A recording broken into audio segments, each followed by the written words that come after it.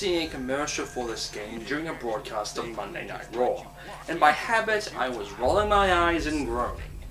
Ugh, another military shooter.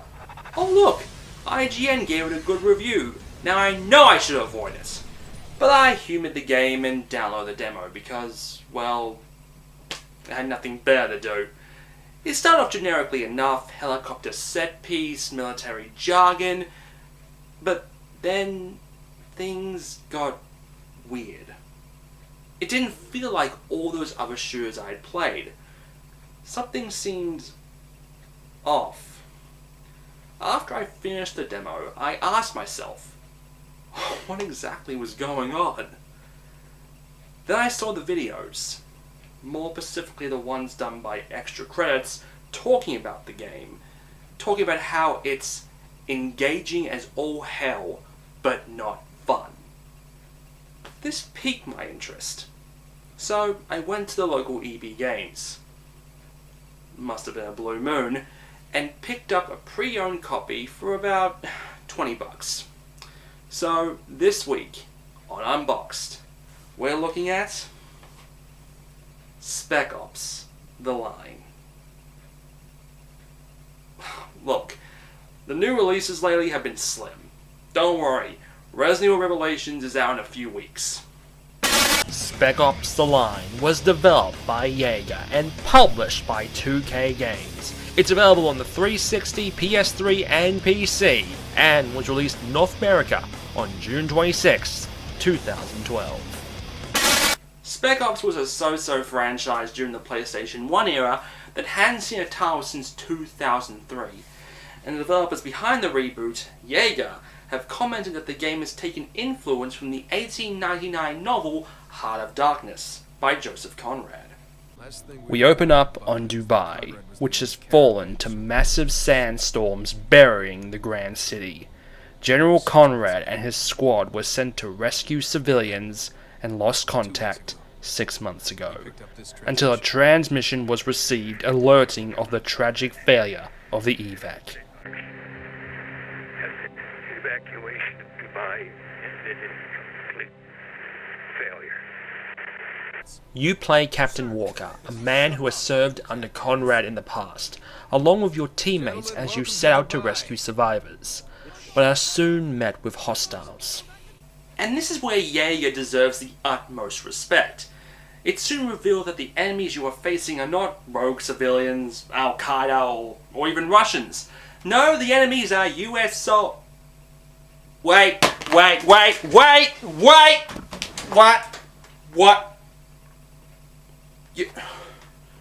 US soldiers, what? What? This is right. What?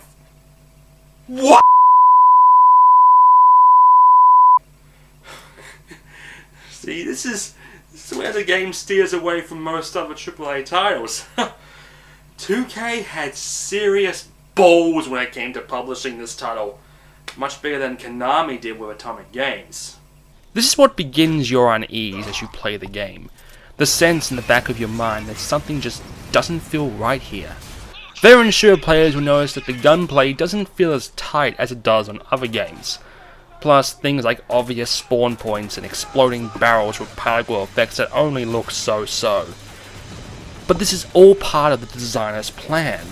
There are plenty of flaws in this game, like your companion AI can sometimes prove to be suicidal, and sometimes the cover system just won't work. You furiously press A, but all your character does is stand there and die. As you get deeper and deeper into the ruined city, your sense of reality gets more and more skewed, until, I just can't say anymore. I really like to avoid spoiling on this show, but I will say when it comes to this game, it's the ballsiest game I have ever played. A game that looks at the kings of shooters in Call of Duty and Battlefield and makes them look like the joke they are. It focuses on serious issues like post-traumatic stress disorder and white phosphorus. And then there's the ending.